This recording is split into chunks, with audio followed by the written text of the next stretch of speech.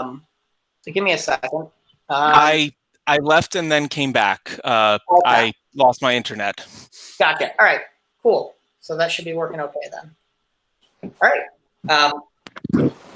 So hi, for those of you that don't know me, my name is Robert, and you're here for the longsword class. So we're going to start off by just going over a little bit of history into the Liechtenauer tradition.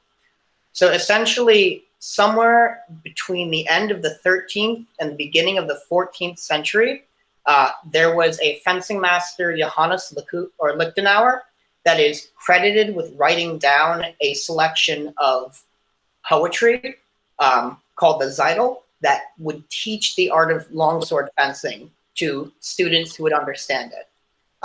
We don't have a lot of concrete information about this individual, and we don't even know if he actually was the one to write the Distilled, but that's what the assumption we've been working forward with. From then on, a lot of other authors translated the poem, and by that I mean they would add commentary to it, explaining exactly what each section meant. And each one of those authors had various different interpretations. People would then write comments on their comments. Other authors would then publish their own verses and do their own commentary on it.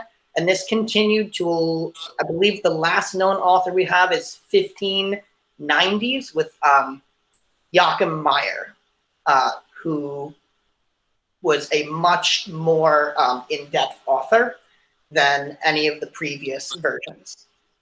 So the first thing that we're going to discuss with the class today, and again, we're going over some super basics. So if anyone has any questions, feel free to ask them. I'll stop after each section for questions, and you can also put them in the chat if you need to.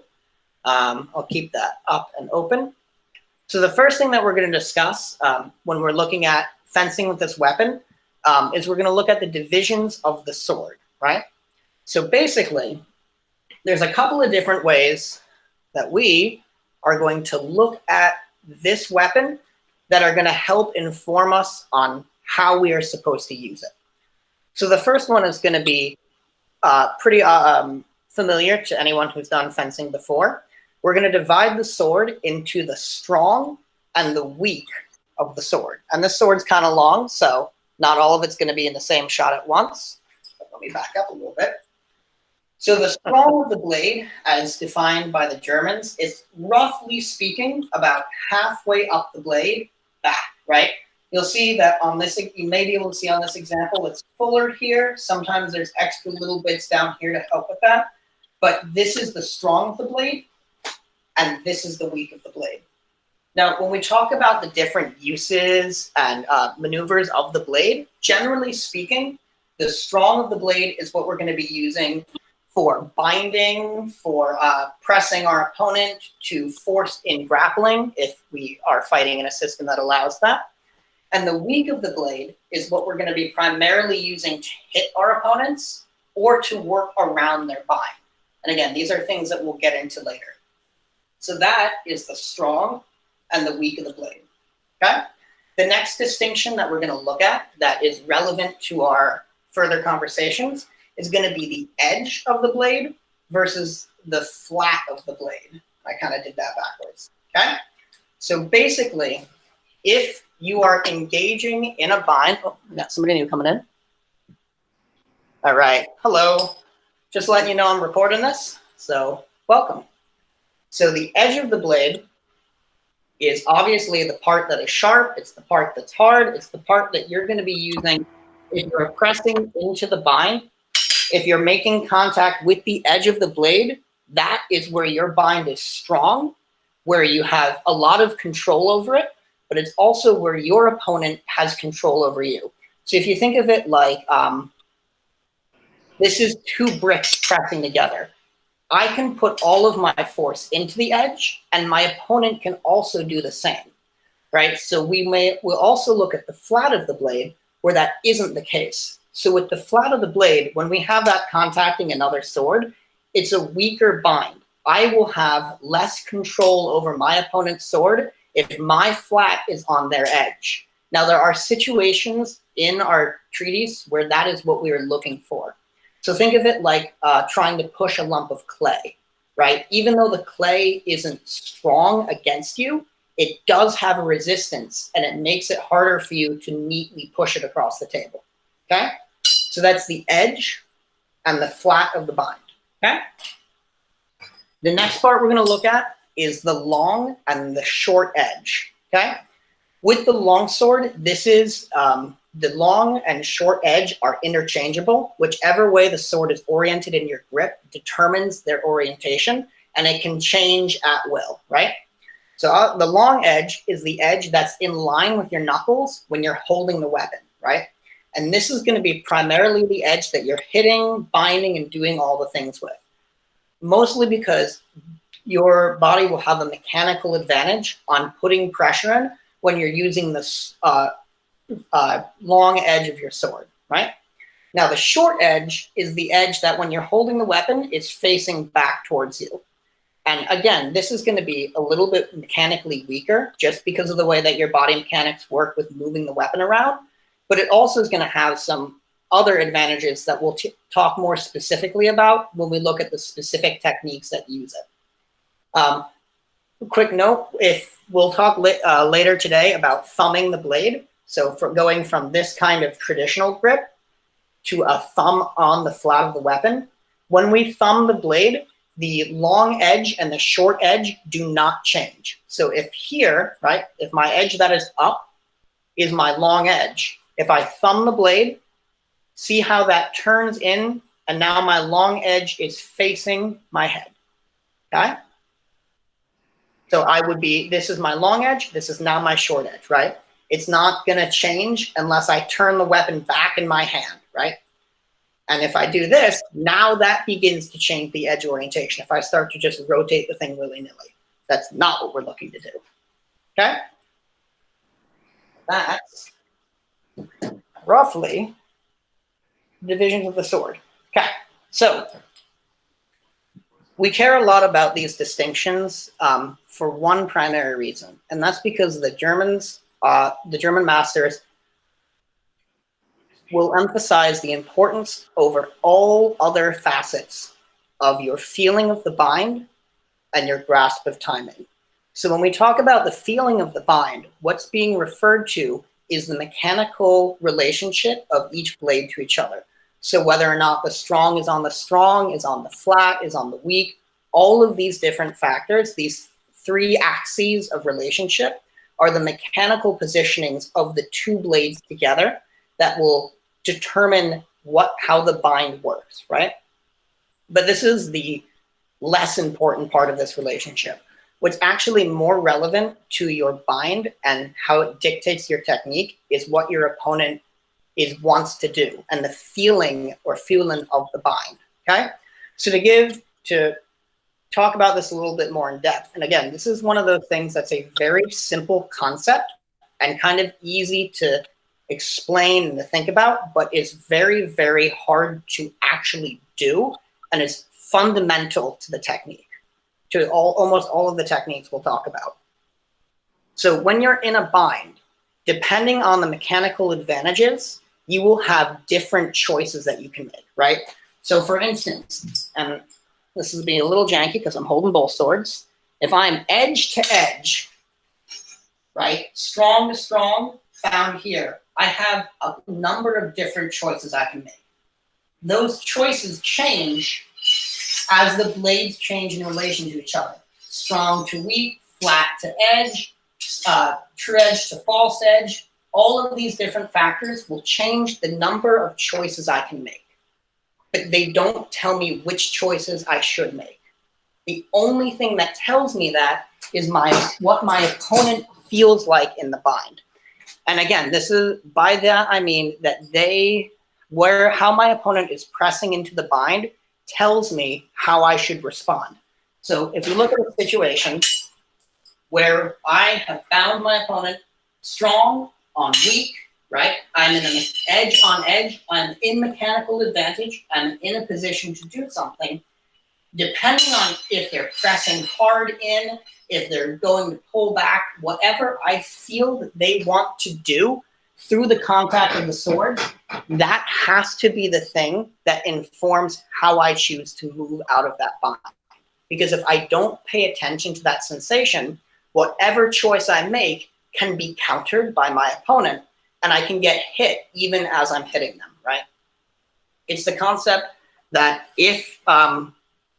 that there is no perfect safety in the fight, so you must use all the information your opponent gives you to determine how they want to hit you and how best you're going to counter that. Okay? Any questions so far?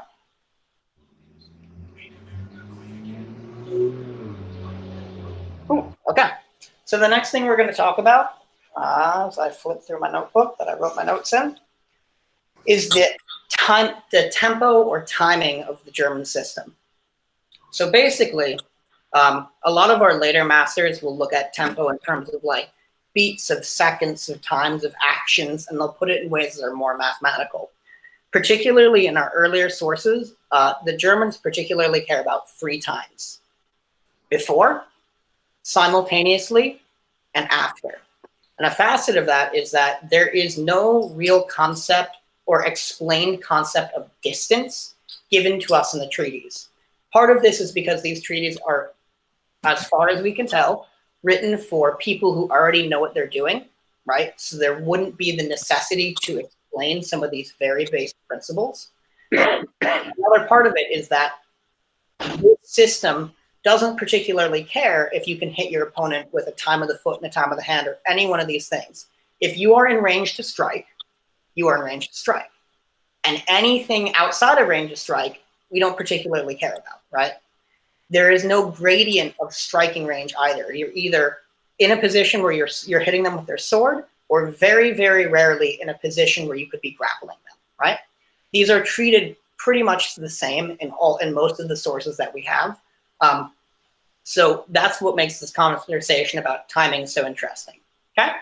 So the first part of this, the moving in before, is really simple. Basically, you are moving before your opponent when you are moving before your opponent, right? This is when you are throwing a stop thrust, when you're attacking first out of the gate, which is often what the master is advised for us to do. It's anytime that you are seizing the initiative of the action, okay? The second tempo that we're going to talk about is actually the after tempo. And that's whenever you've reacted after your opponent, right? Whether or not they've taken a swing and missed and you've hit them in the tempo afterwards, or because they've done something and you were slow to the reaction, right? So you're acting distinctly afterwards, right? So finally, we'll talk about simultaneously. And to quote the masters, simultaneously is a sharp word and will cut those who do not understand it, right? So simultaneously is where a lot of the art of this works, because if you are moving, so let's say I come together in a bind with my opponent and I've moved before, so I have the initiative, right? As I begin to attack them, I must be simultaneously responding to what they are doing as I press the attack.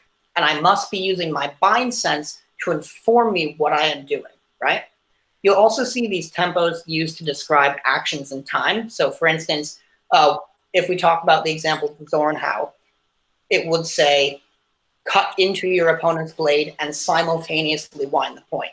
This specifically lets us know in what order we should be doing what motions, but is not always present in all of our descriptions of technique, okay? So that's some of the breakdowns of the tempo of the system. And again, it's one of those things where it sounds very simple and very self-explanatory, and it kind of is, but it's also understanding exactly what each word means and all of its preciseness when you're reading the material and you're looking at the technique is very, very important to making sure that you are trying and doing and learning the correct thing, okay? Just to end the times of action with a quote from Liechtenaur, we think, he who stands still dies, but who moves may yet live. And it's the may yet live that's really, really relevant to the way that the Liechtenauer system thinks about sword fighting. You should be moving first. You should be moving aggressively. You should be pressing your advantage because you don't have a guard to hide behind. You are fighting, if we look at historical longswords of the period this manual was written, we're talking 32 to 40 inch blades. short, close, infighting weapons that things can get really nasty with. So we must move with precision and intent. Okay? Any questions so far about tempo?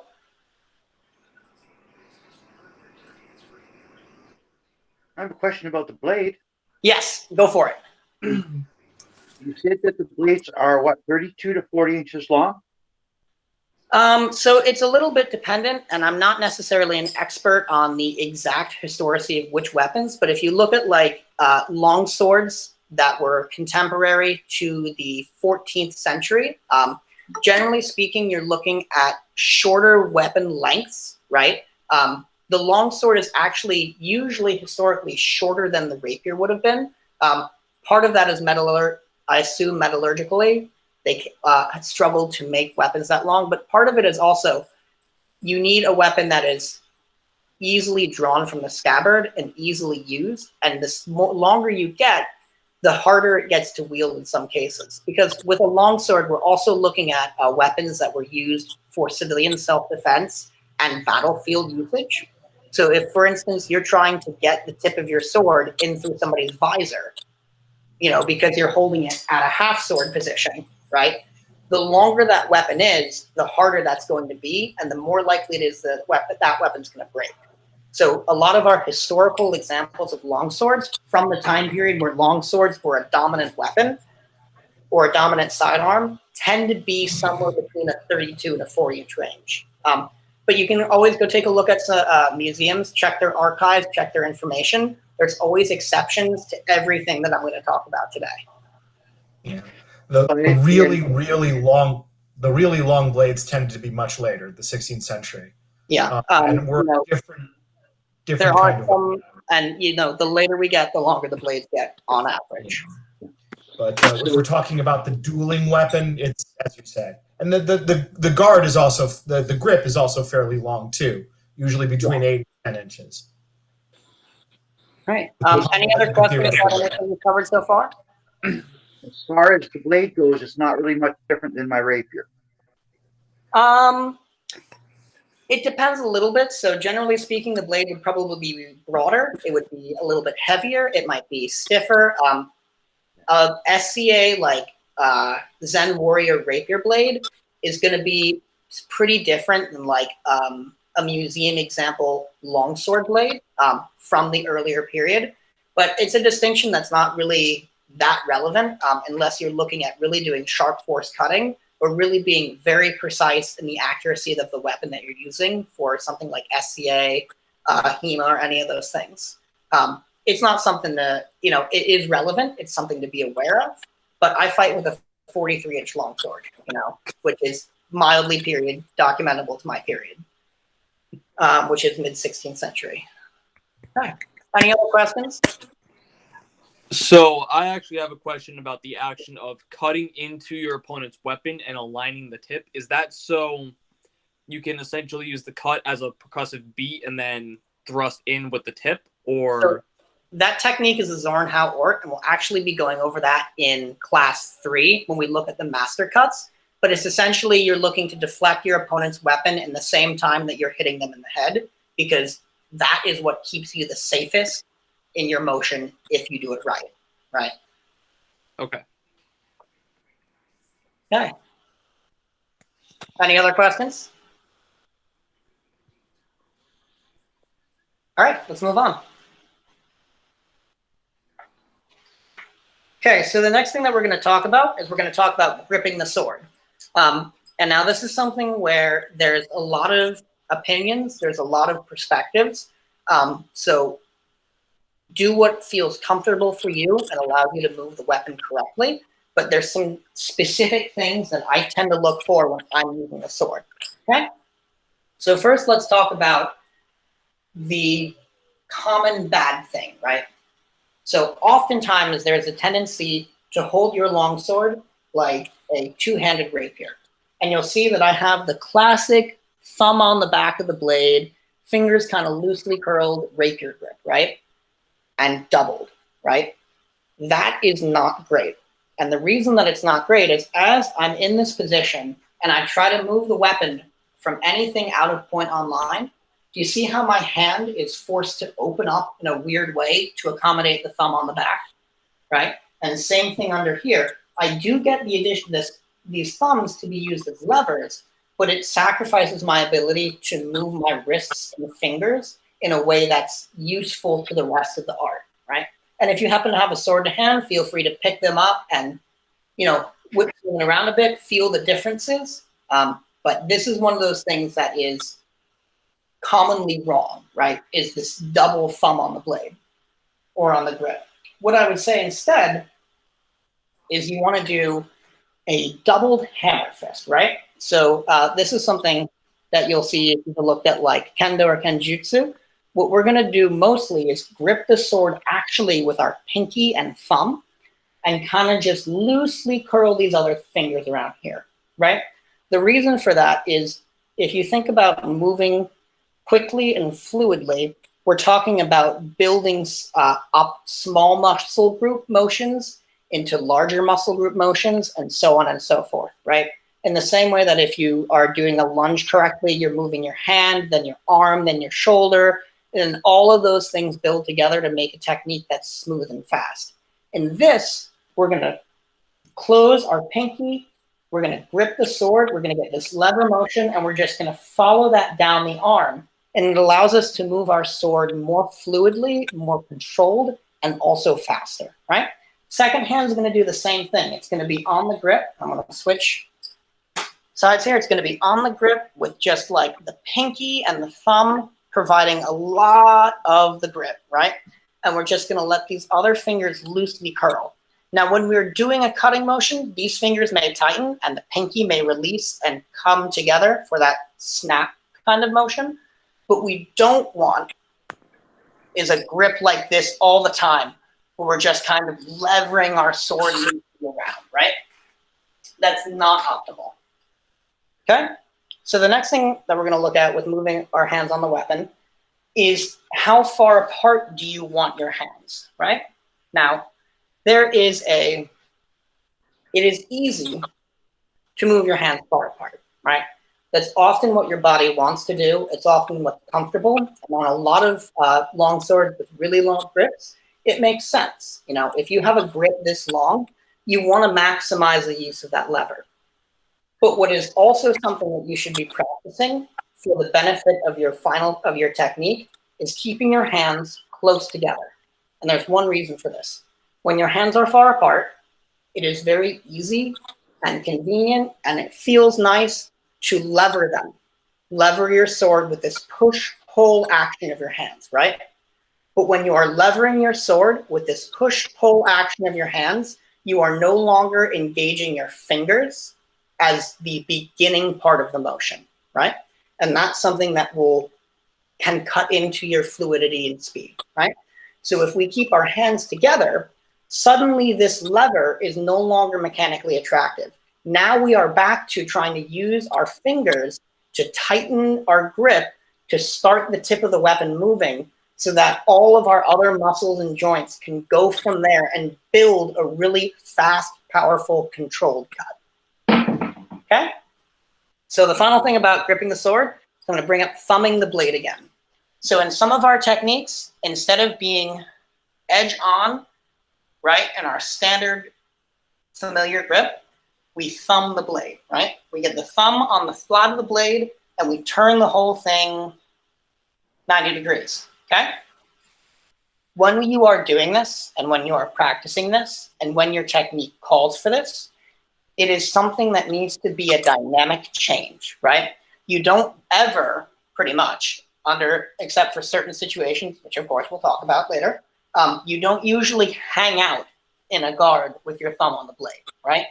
You generally speaking are hanging out whatever guard you're hanging out in with your thumb in a normal grip, and then when you thumb the blade, you want to do it dynamically, okay? You want to rotate, and again, you'll see, so I'll get really close to the camera so you can see what parts of the hand are moving.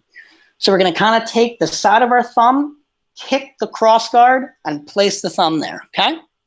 Practice this barehanded. Practice this in the gloves that you're going to be using for your fighting, okay? Because it's perfectly fine to do this in just your hands, but if you got big lobster gauntlets for cut and thrust, and suddenly you can't move your weapon effectively, that's going to be an issue.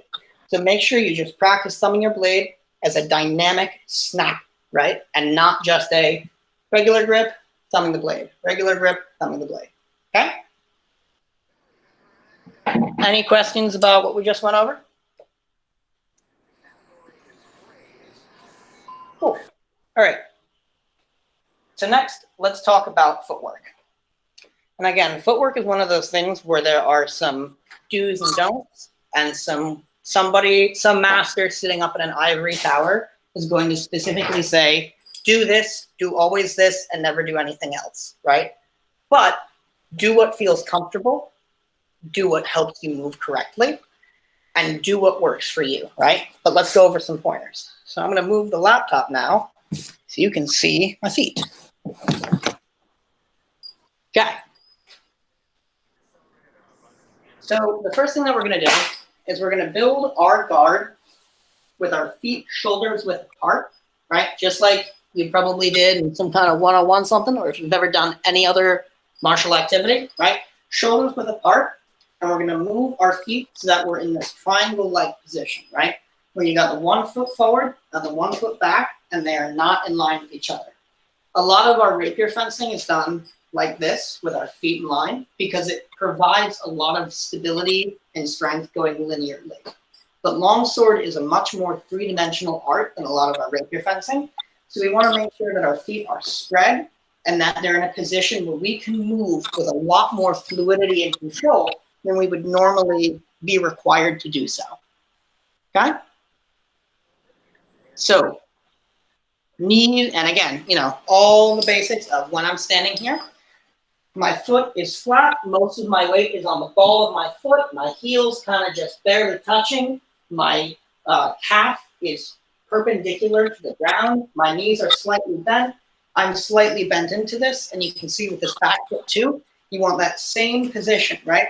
So that you're standing, and again, I'm probably going to be doing this wrong while talking to you because footwork is a little personal.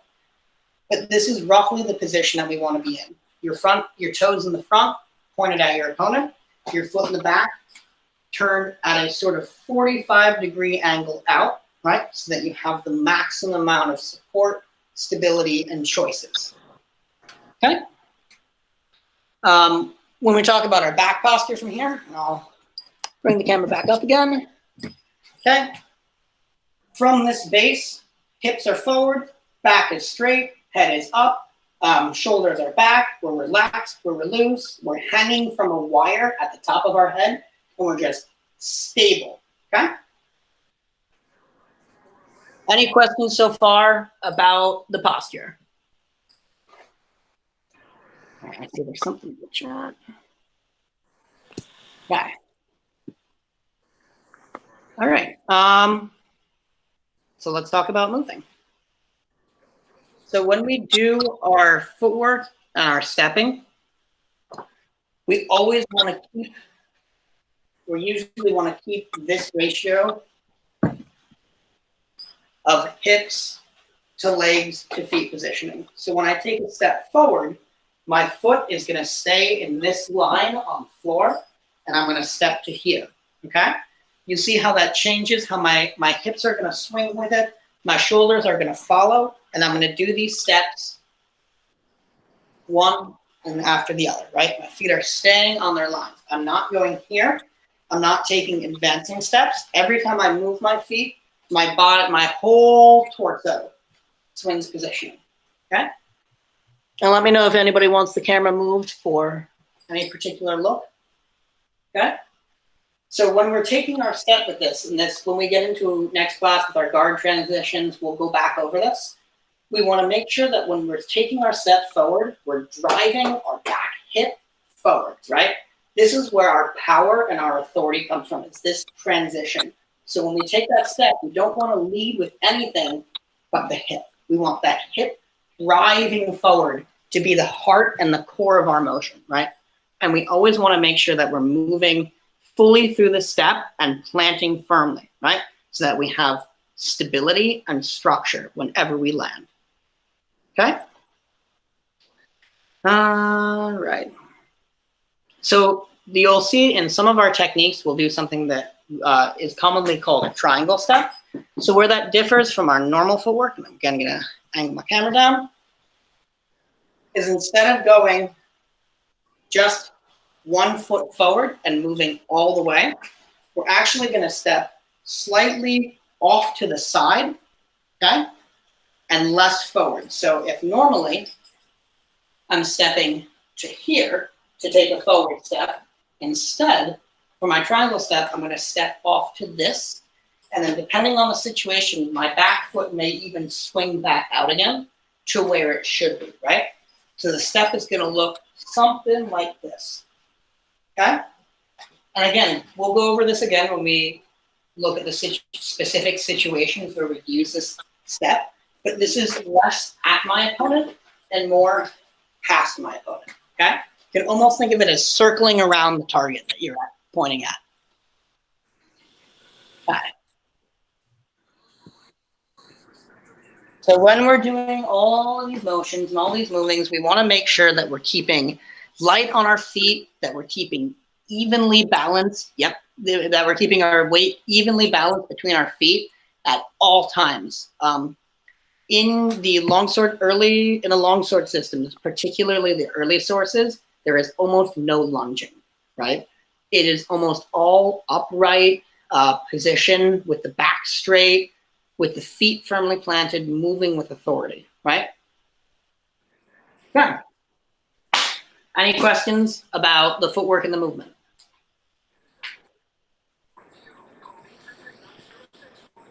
All right. So let's talk. I did have a question that I posted in. Yes. When you're taking those steps forwards, you're changing what is your leading foot. Are we changing the position of our hands each time as we're stepping? Yeah. So to put a sword in my hand and to show you what that's going to look like, and I'm going to do it with a sword. Okay. When I'm here, and so and this is something that we'll go over a little bit more in our next class when we look at our guard transitions. But when I'm moving my hips, my hands are respecting that motion, right? So if you look at this from the perspective it was sort of intended, right? If I'm up in a guard and I'm taking a step forward, I'm cutting with that step. My sword and my hand are always moving with my feet and hips so that I'm correctly generating the right amount of power, and I'm moving so that I keep myself safe. Because if I'm here, right, and I take a step forward and I don't move my hands, my leg suddenly becomes more exposed, right? Because now my sword is not in a great position to defend it. But if I take that step while I'm moving my weapon, suddenly I'm filling the space where my body is going with a weapon before I step into it, right? Which helps make me safer and help ensure that my opponent can't set something up to wait for me. And again, when we look at our guard transitions, there's a lot more that goes into this technique and goes into the mentality for it. But generally speaking, your shoulders, your hips, your feet, your hands, they're all going to stay in the same relative position to each other as you swap your body back and forth along that center line. Okay? Any other questions from this?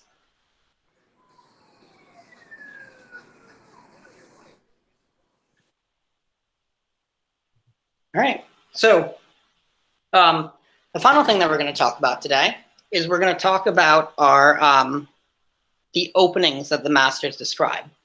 So if you look through the treaties, the phrase is the upper and the lower openings come into place.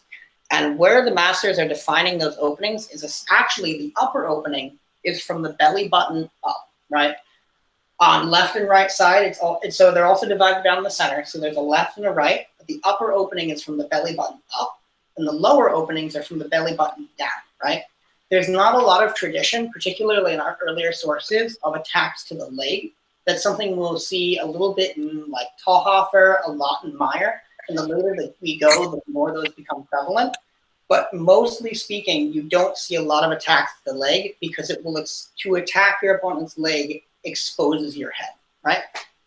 So often when you see an attack that's to the lower opening, it won't be, a grass cutter.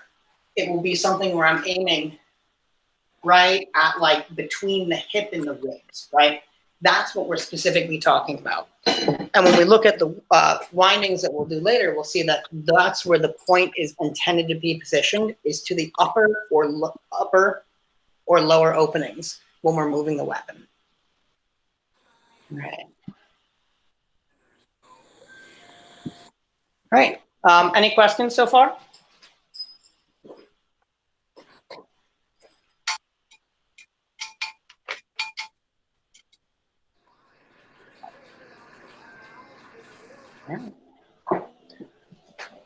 So that's most of what I had, or pretty much all of what I had prepared today. So this went by a little bit faster than I intended to. This is my first time doing this kind of thing, so if anybody has any feedback or opinions for me, feel free to contact me afterwards. There's a little bit of confusion about the scheduling that we had going up. We're looking to start this class next week and for all future weeks at 6 o'clock rather than 6:30. I'll do my best to make sure that all of the information that gets posted is edited to reflect that. But just so everyone here is aware, we were looking to start at 6 o'clock from now on. Okay? All right. Any other questions for me? So, question. What kind of drills or practice do you do to get yourself used to the stance, the movement? How have you kind of started to drill it so it becomes more second nature to you? So a lot of what I'm doing when I'm drilling this technique is when I will practice moving around the space that I'm in, walking normally, doing my rapier positioning, my rapier guards, all that stuff. And then I will make the dedicated point to say, now I'm doing longsword stuff, and I will make the effort to adjust my body where it's positioned, put my limbs where they belong, put my feet where they go, make sure my weight is solid, and then say in my brain, this is my longsword guard. Remember it, hold it for a second, and then shake it up, walk around, sit down on the couch, play some video games, do whatever else I'm doing for that day. And then at some point say, this is my, okay, longsword guard, and do my best to as quickly and efficiently as I can snap into it, right? If you're in a position right now, which I'm assuming not a lot of people are, where you are doing any kind of sparring, this is a great thing to do in between bouts. So you fence a bout, you'll go to reset. At the beginning of resetting, instead of just going to whatever position you're feeling in, make an effort to reset yourself to your longsword guard, right? Put your feet where they go, put your back where it goes, put your posture where it goes, and just settle into that, right? And when we go over our guards and our guard transitions in our next class, we'll look a little bit more at specifically where our hands should be going and how we want to be practicing our motions. But really what's very important is that you make sure that your feet are shoulder width apart, that you've got that little bit of space laterally between them so that you can cleanly step forward and not be stepping around, right? And I'll show you what I mean for that. So if I go back down again, right? Should I go further back down, actually? So if I'm in a standard rapier guard, right, where my feet are in line, if I'm intending to step with my left foot in front of my right foot, I must swing to some extent this foot around this foot to reset that, right? That is going to be slower, less efficient, and less structurally sound than if I'm in a position where my feet can just pass each other normally and I just go and bring this foot in front, right? The position that we see, that we practice and we look at for our longsword stuff is much more similar to a lot of other martial arts. Karate, wrestling, any one of those things, you'll see that same kind of spread posture so that you can be in a position to move fluidly in any direction with power and authority, right? Because the other thing is you want to be aware of, if you are interrupted, you still want to be able to stop in a position where you can be stable, right? Now, a good thing to do to test your stability, and I'm going to shift the camera so that it faces the wall, okay, is to get, I'm trying to remember how this one goes. So you want to get in your posture, okay? And then you want to put a hand on the wall. I'm going to switch this way. You want to pick that foot up. And if you can feel your hand solidly plant, then your back foot is in a good position, right? So if I'm in a position where I'm out of whack, right? Now let's go this way, right? And I go and I reach out and I put my hand where it belongs and I pick my foot up and I feel my weight start to shift or my body start to tap or my foot start to slip. My posture is in some way wrong. So I want to fix the way that I'm standing. I want to center myself up, put my weight where it goes, put that hand out, and you're going to want to do the hand that's over the foot closest to the wall and pick that foot up. And then I should stay completely still. Okay? Hard mode for this is put on some socks and stand on a wooden floor. Awesome, thank you. Any other questions? Yes, Bobby. You're aware how Nikolai is instructing me with the pivot step. I'm noticing that the triangle step for longsword is very similar. Is it a similar enough motion to where I could adapt the saber pivot step into the longsword step? That way I don't have to modify my drills that much? So I would say take the drill that you're doing for a specific purpose and use it. So if you're practicing your saber stuff, use the thing you've been taught. But if you're practicing your longsword fundamentals, use the fundamentals that you've been taught. Because if you blend them, right, or if you try to substitute one for the other, it may misinform how you want to continue with the rest of the technique. So my opinion is, as does everybody, I do a lot of mixed things because I've learned a lot of different styles from a lot of different sources and put them all together in weird and interesting ways, right? Right. But when I'm practicing my basics, I go to the most basic and pedantic version of whatever I'm trying to practice and make sure that that's the thing I'm drilling. Because, for instance, if I'm practicing, let's say I'm practicing like my Messer technique and I'm going to my standard SCA guard with it, right? Where my feet are more in line. As I start to do those techniques from that position, and I will be forced to do my techniques differently than they are intended to be done because my feet are not in the position they're supposed to be.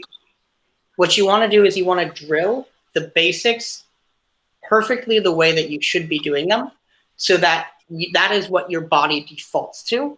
And when in a combat situation, you're forced to change how you're moving and responding to the situation, your kinesthetics should correct for what you're doing to fit the situation you're in, right? But you always want to practice to be perfect and then let the needs of your body in the moment dictate how you actually move. But the closer you're practicing is to perfect, the better off you will be able to do to pull that off in a live scenario. Okay. So keep saber to saber, longsword to longsword. Yep. That way I get my fundamentals. That way I don't mess up later in the advanced techniques. Right. And that's also particularly if you're working out of like a book source, you want to make sure that, because if I'm going through my longsword stuff and I'm reading different masters from different books, I want to make sure that I'm paying attention to the specific differences and practicing them because those specific differences are informative, right?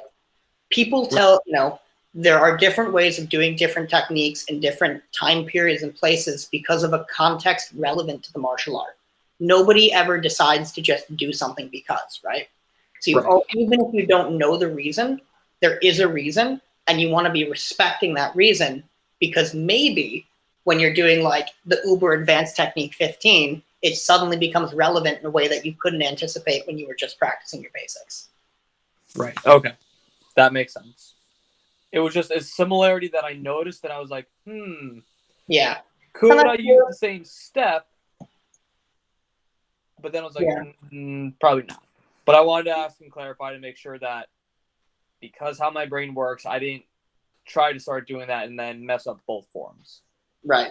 And that's, if anybody has a background in, or if you look at like some of the non-German longsword stuff, like if you look at some of the Italian sources, if you look at Kenjutsu, Kendo, anything where somebody's moving a medium to long piece of steel with two hands, there's going to be a lot of similarity. And there's going to be a lot of things that are going to translate.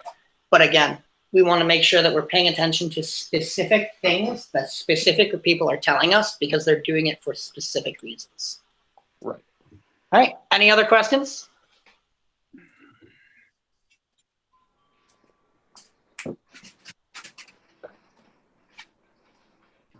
You've actually done a pretty good job of covering things. Okay, excellent, good.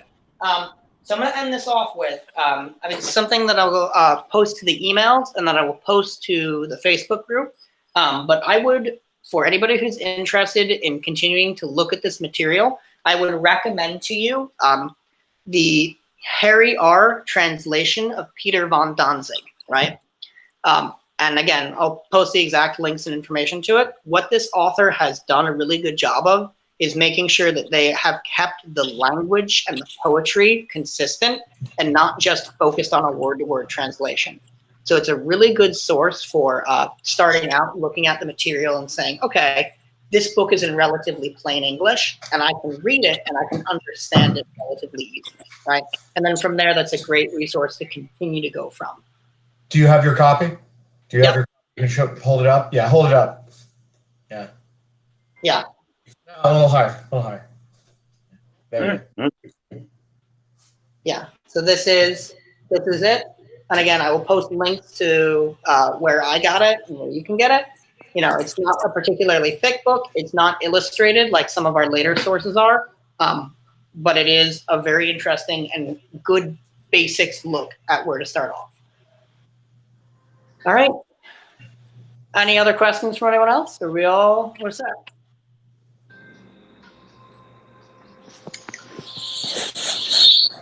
All right. So I will see hopefully most of you in a week. All right. Thank you very much for participating. And again, feel free to contact me if you have any feedback or opinions on anything I was doing, or you need any additional clarification. The recording of this will probably be going up somewhere. It might wait till after I have everything recorded, but we'll see how it goes. All right. Have a good night, everybody. Have a good night, Bobby. Thank you for the class. Good night. Thank you. Good night. Thank you. Great class. Thank you.